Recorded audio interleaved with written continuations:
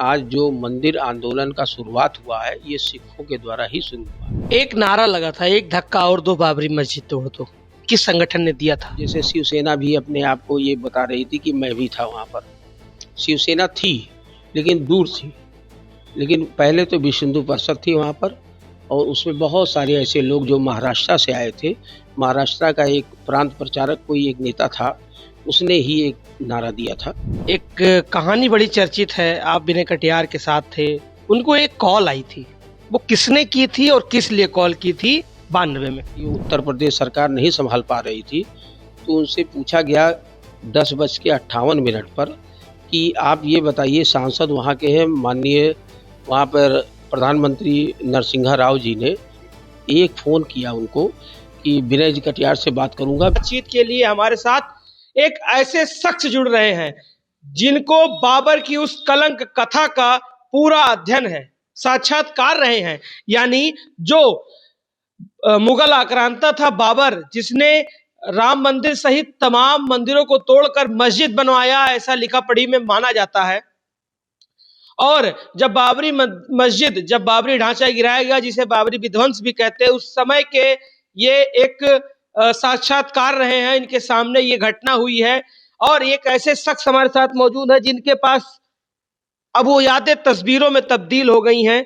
तस्वीर आप दिखाएंगे, देखिए तस्वीर है तत्कालीन मुख्यमंत्री कल्याण सिंह के साथ मुरली मनोहर जोशी, मदन लाल खुराना जी और तमाम जो ऐसे आंदोलनकारी थे राम मंदिर के, परमहंस जी इसमें हैं। और तस्वीरों की कमी नहीं है इनके पास। साध्वी रितंबरा जी, जो इनके आवास पर, जिस जगह हम बैठे हैं इसी आवास पर, साध्वी रितंबरा भी मौजूद थी। अब उन्हीं के मुंह से जानेंगे कि क्या हुआ था।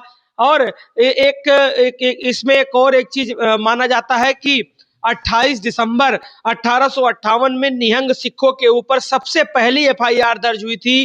क्या है पूरी घटना, बातचीत करेंगे। हमारे साथ गुरबीर सिंह सोढ़ी जी मौजूद हैं, जो पूर्व सभासद भी रहे। क्या रही उस बाबर की कलंक कथा? अब शेष बात तो आपने बता ही दिया है, लेकिन बता दें कि आज जो मंदिर आंदोलन का शुरुआत हुआ है ये सिखों के द्वारा ही शुरू हुआ है। इसमें 28 दिसंबर 1858 में जब ब्रिटिश हुकूमत की थी, उसमें बाबरी मस्जिद के में सिखों के प्रवेश एवं पूजा करने हेतु बहुत सारी परंपराएं लगाई जा रही थी कि इनको ना अंदर जाया जाए, इनको रोका जाए, ये ना घुस सके वहाँ पर। लेकिन सिख जो है अपने निहंगों के साथ वहाँ पर प्रवेश किए, पूजा भी किए। उसके बाद से ही ये सारी परंपराओं की शुरुआत हुई, और उसके बाद ये हुआ कि इन लोगों के ऊपर एफआईआर दर्ज किया जाए, तो एफआईआर उन्होंने दर्ज करवा दिया। ब्रिटिश गवर्नमेंट में, उसमें गवर्नमेंट द्वारा दर्ज करवा दिया गया। फिर मंदिर आंदोलन में बहुत सारे ऐसे लोग, जब ये ख़त्म हुआ, उसके बाद जो ब्रिटिश हुकूमत ख़त्म हुआ, भारत की अपनी संविधान बना, उसके बाद बहुत सारे अपने विश्व हिंदू परिषद तो बाद में आई। उसके अलावा पहले बाबरी मस्जिद एक्शन कमेटी थी, मुस्लिम पक्ष से, हिंदुओं के पक्ष से महासभा थी, जिसमें अभिराम दास, हरिहर दास एवं राम सुवक दास शास्त्री मेन रोल उनका था। और उसके बाद जब वहाँ पर ये पूजन स्थल सब शुरू हुआ, उसके बाद और सारे कार्यक्रम हुए। हमारे साथ रंबलिंग जब हो रहा था, समतलीकरण, बाबरी मस्जिद जब ध्वस्त कर दिया गया 1992, हमारे सामने की घटना है, जब कार सेवक लोग आते थे सरजू तट के किनारे से, और वही इतिहास हमारा ये जो ब्रह्मकुंड गुरुद्वारा है, ऐतिहासिक गुरुद्वारा है और उससे रिलेटेड है। और इसमें अभी भी उस परंपराओं की बहुत सारी चीज़ें यहाँ पर है, यहाँ पर उनके निशान है।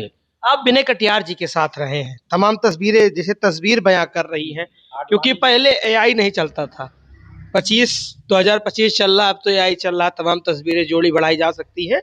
लेकिन ये तस्वीरें जो बयां कर रही हैं, आप उस समय नौजवान थे, यंगेस्ट थे, और कल्याण सिंह और मुरली मनोहर जोशी, परमहंस आचार्य जी और तमाम जो ऐसे दिग्गज थे, कल्याण सिंह जी, विनय कटियार, हिंदुओं के फायर ब्रांड नेता कहलाए जाते हैं। विनय कटियार जी से कैसे आपका क्या रहा और विनय कटियार जी की क्या भूमिका रही इस आंदोलन में? विनय कटियार जी अगर देखा जाए तो इस पूरे मंदिर आंदोलन के मेन हीरो हैं। अगर उन्होंने कुछ भी कराया है तो मंदिर आंदोलन का, यहाँ के सांसद रहते हुए उन्होंने अपने शरीर को पूरा त्याग करके जितना भी 67.6 एकड़ ज़मीन है जो एक्वायर की गई थी, उसमें रंबलिंग का काम, किस प्रकार से सारे लोग को स्थापित करना या विस्थापित करना, मंदिरों में जो मूर्तियाँ थी उसको कहाँ रखवाना है, ये सारा काम विनय कटियार का देन है।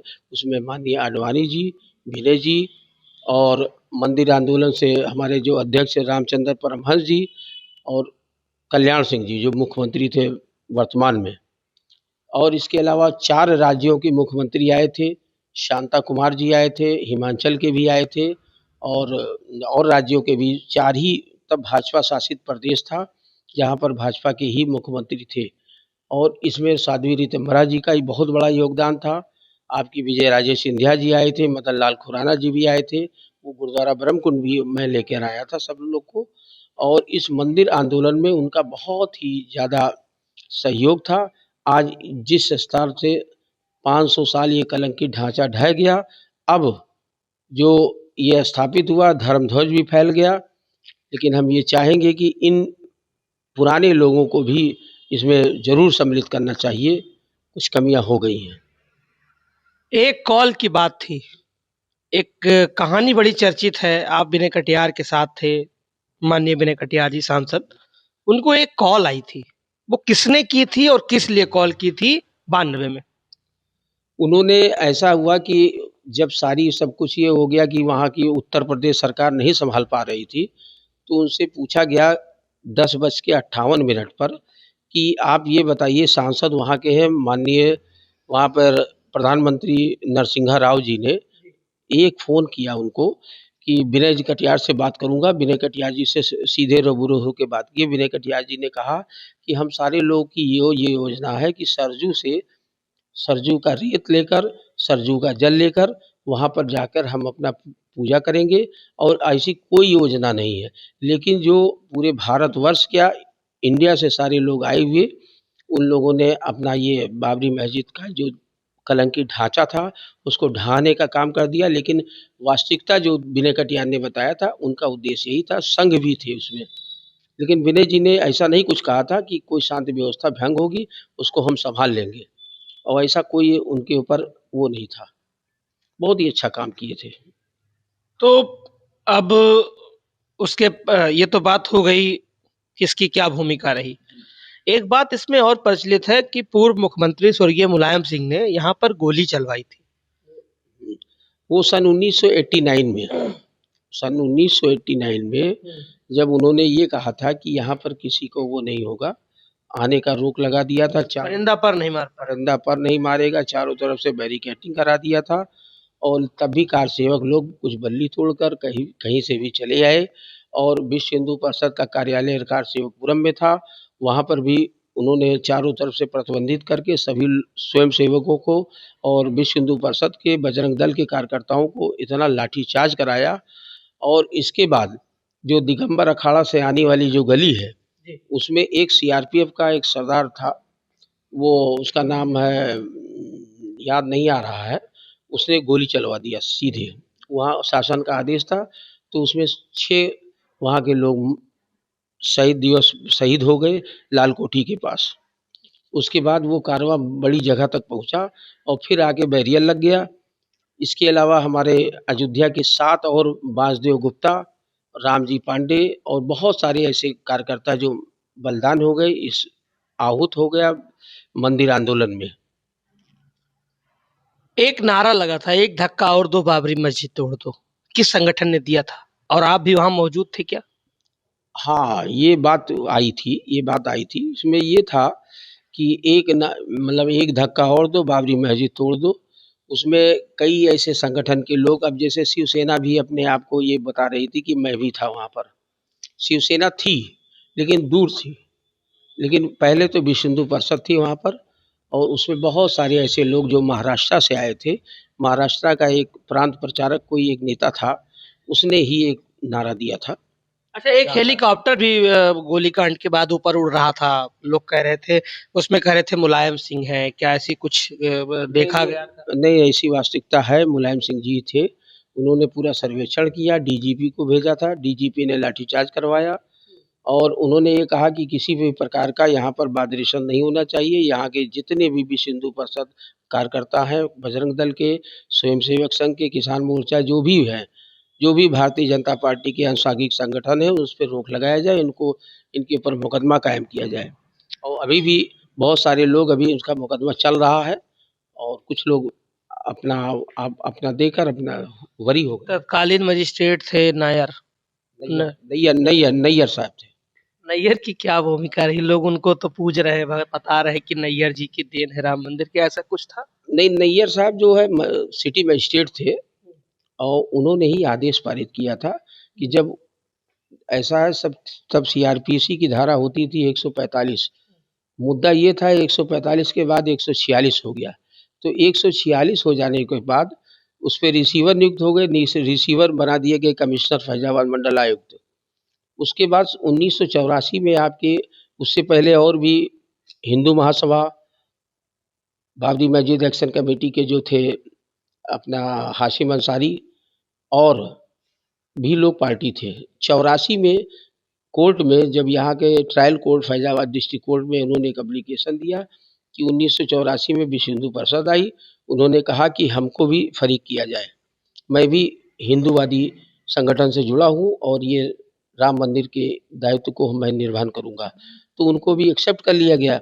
उसी एक्सेप्ट के बाद जब सिविल सूट चलता रहा, उसमें बहुत सारे ऐसे लोग जो गवाहान हुए, उनका कैलेंडर बना। उस गवाहान में बहुत सारे लोग अभी नहीं रहे, कुछ ख़त्म हो गए हैं, लेकिन उसमें सबसे बड़ा रोल था अपने, ये क्या नाम है आपके, रामचंद्र परमहंस जी का, जो न्यास के अध्यक्ष थे। इसके अलावा राम सुभगदास शास्त्री, राम लखन दास और हरिहर दास, और ये आपके शीश महल के पास रहते हैं। क्या मंजर था? आखिरी सवाल है, उसके बाद अगले एपिसोड में भी आपसे बातचीत करेंगे, लेकिन क्या मंजर था? मंजर ये था कि चारों तरफ से लगभग 11 बजे से इतनी भीड़ चली गई और पुलिस प्रशासन समझिए निष्क्रिय हो गया। तो यहाँ पर डीबी राय एसएसपी थे और चारों तरफ से, और एक महिला थी यहाँ की सिटी मजिस्ट्रेट, उसका नाम नहीं याद आ पा रहा है, उनको भी किडनैप कर लिया गया, कहिए कि उनको भगा दिया गया। और इतनी संख्या को पुलिस बल संभाल ही नहीं पा रही थी, जिला की पुलिस लगी थी। तो बाद में जब ये हुआ कि 8 घंटे लगे थे, पूरा ध्वस्त कर दिया उन्होंने बाबरी मस्जिद के पूरे एक एक ढांचे को। 3 शिवाला था, तीनों को, सब मस्जिद का जो रूप लिए हुए थे वो सब ध्वस्त हो गया। और इसके बाद हुआ ये कि 7 बजे कर्फ्यू का माहौल बन गया और सभी लोग को बाहर करने लगे। तब तक सीआरपीएफ आ गई, सेंट्रल रिजर्व पुलिस फोर्स बुलाई गई, तब माहौल शांत हुआ। उसके 6 दिन बाद सामान होते होते नज़र आया, जिससे कि इसका असर गोंडा, बहराइच, अन्य जनपदों में भी पड़ा और वहाँ कर्फ्यू लगने का जो माहौल था उसको शांत किया गया। लेकिन तब से मंदिर आंदोलन का ये चल रहा है सिलसिला। तो ये खास बातचीत के लिए हमारे साथ गुरबीर सिंह सोढ़ी जी मौजूद थे। इन्होंने बताया कि बाबर की उस कलंक कथा में किस तरीके से राम मंदिर का वो इतिहास रहा है। सबसे पहले निहंग सिखों के ऊपर एफआईआर दर्ज की गई, उसके बाद हिंदूवादी संगठन भी आए, फिर तमाम बातें इन्होंने हमसे साझा की। और बातें हम जानेंगे अगली वीडियो में, जिसमें हम बातचीत करेंगे कि किस तरीके से और कौन कौन से लोगों के ऊपर और किस कोर्ट में और कहां कौन से जज थे, क्या था, किन लोगों की भूमिका और रही है। तब तक के लिए बने रहिए ब्रेकिंग ट्यूब के साथ। अंकुर पांडे, अयोध्या।